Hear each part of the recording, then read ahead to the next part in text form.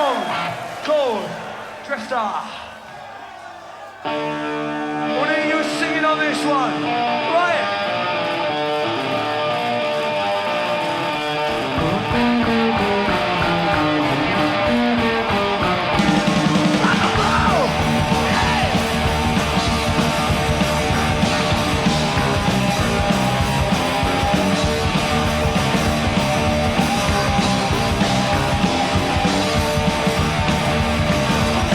Look out now, baby, what's heading away?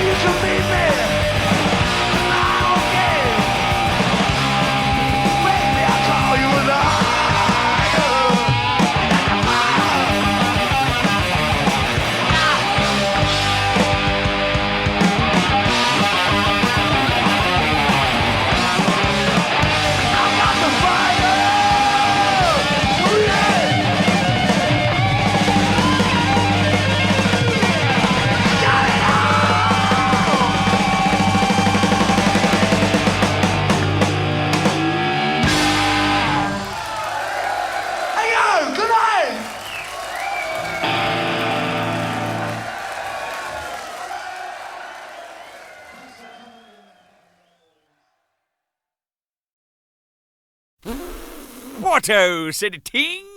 How are you doing, you lot out there? Gosh, I guess you are now the proud owners of the very first little box set of the re-released singles from Iron Maiden.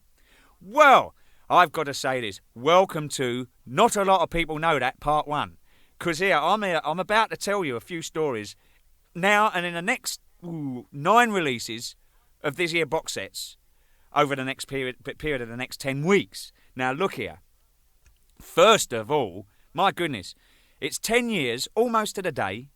My little chickadees out there. Oh, you've got your grubby little hands on Running Free, Burning Ambition. Oh, gosh, the very first single, Sanctuary and Drifter, and I've Got the Fire. The second single, gosh.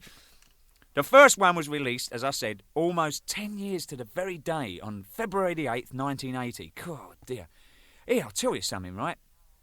You know Harry Harris, right? He had a band called Gypsy's Kiss.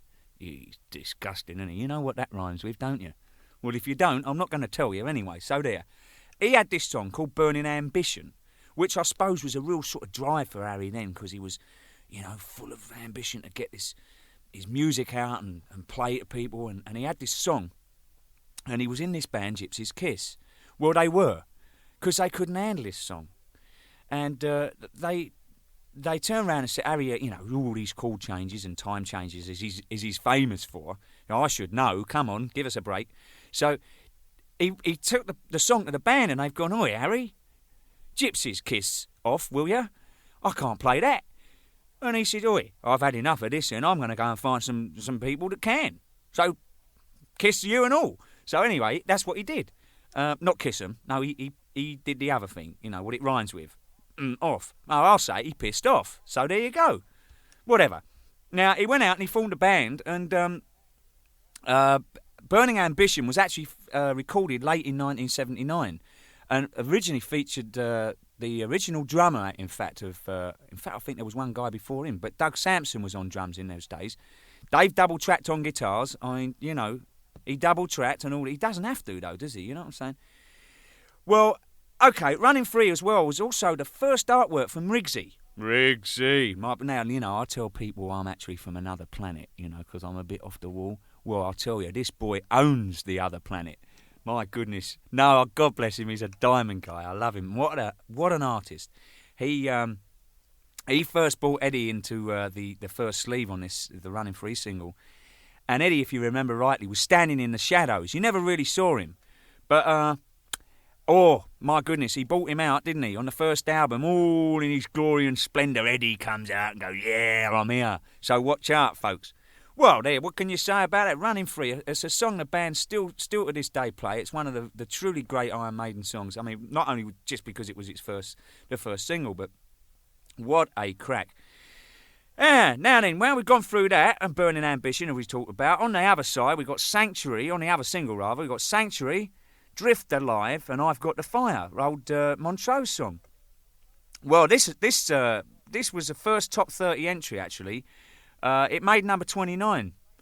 And, the boys were really happy. It was released 23rd of May 1980. God, dearie me, there's a couple within a few months of one another. You lucky boys and girls. Well, as I said, you got one every week for 10 weeks coming out here. Oh well. This was recorded, by the way, the live Drifter, and I've Got the Fire, was recorded at the Marquee in April 1980. That was a good year. I've got a good drop of wine at home made in 1980. Yeah, it's still got half a bottle left. It's really good. I've Got the Fire. It's an old Montrose song, as I said, and Steve liked this, so he recorded it live. And it used to be the set opener for the band in those days. But on the back of that, they kind of got into the deal of like not recording sort of Iron Maiden songs on the B-side. This was one of the beginnings of when B-sides were other people's songs that the band decided to play. Anyway, around this time, they didn't get a top of the pops, rotten buggers. Well, we all know why. It's a bleeding BBC, innit? Well, we'll work out some sort of abbreviation for that later on. But anyway, they couldn't get on because there was some industrial action, strikes and all that good stuff. You know, what the BBC usually like to do. He moved a broom. Well, is he a labourer? No, he well ain't. Well, that's it. We're going on strike. Put your teacups up to your face, lads. Let's go up to the canteen and have another drink. You know, whatever. Well, what can you say? Strikes all around. So the boys didn't get to play Top of the Pops. That's no biggie, you know. They never played a band anyway, do they? Poxy, BBC, crikey. Anyway, funny enough, around this time, it was the very first gig I ever did with Iron Maiden. No, not actually playing with them, like as a band, a full band. I played in a band called McKitty. And these guys, in McKitty, a guy called Donovan McKitty and myself, we did a gig in Belgium. And it was, in fact, not a lot of people know this, but it was, in fact, Maiden's very first European gig. How about that? And I was there. So there. Stuff that up your kin pipe and smoke it, right? So there you go. I was really privileged to be there, and that's when I really first met the band, and we got on so well. We had such a riot. What can I say? Anyway, then you remember the Sanctuary sleeve, you lot? Yeah, was it Maggie Thatcher? Whoa, can you believe it? She was there. You know what she was trying to do? Stupid cow. She was trying to pull down an Iron Maiden poster off the wall. Well, what can you say about that? Not a lot, believe me. She was, I don't know why they called her the Iron Maiden, do you? Nothing like this. I know why. Maybe because she's like Eddie. Listen, by the way, I've got to tell you this. We'll stop real quick, all right? I mean, I'm running out of time on this one, but nevertheless. You remember Eddie, right? Well, because you remember Eddie. Well, this is the origin of Eddie, right? The band used to have this backdrop which featured a theatrical mast, and it sort of spat out all this red dye and smoke and all that gobbing stuff, and there's poor old Clive sitting under it getting gobbed on every night. Oi, what's all this is going? What's all this red, all this shit coming over my head? I've had enough of that. Paint, anything you could find, anything they could find, they sling in it. Anyway, when they called him Eddie the Head, see? And it's after an old East End joke which goes as follows. Yeah, Eddie was very unfortunate. He was born without a body. So nevertheless, his parents loved him dearly and took him home and placed him on a mantelpiece one day. Well, his family gave him lots of love and attention, and he always got loads of presents on his birthday, kind of blowing things and hats and all that kind of stuff. Well, anyway, one year he was about 16. And the hospital phoned up Eddie's parents, and they said to him, look, due to modern technology and all those good things that we can do with, all this stuff nowadays, we are now able to build Eddie a body. So, with this, the old parents were so excited, they couldn't believe it. And they couldn't wait to tell Eddie, I mean, this is it, Eddie's going to have a body. Wee-haw. However, as it was close to his birthday, they decided to tell the doctors to go ahead and build his body. And then they would surprise him. And, it weren't far away from his birthday. I thought, good birthday present. So anyway, a few weeks later, the big day arrived. Yes, Eddie's birthday. So his parents goes up to him. And I walk up to the mantelpiece. I said, hello, Eddie. How you doing? This year is going to be the best birthday yet. Have we got something for you? Such a wonderful present. His mum's gone, oh, goodness, Eddie, we're so pleased. And Eddie's gone, oh, no, said Eddie, not another fucking hat. Oh, I think it's funny. Yeah, it is. It's pretty good, isn't it? Anyway, after this, Derek came up with the creature, or Eddie, and the body and that on the record covers. And the name was just carried over, and the rest is history, isn't it? And Eddie's out there. Yeah, he's got to have a bit of nookie before long. That's all I can say.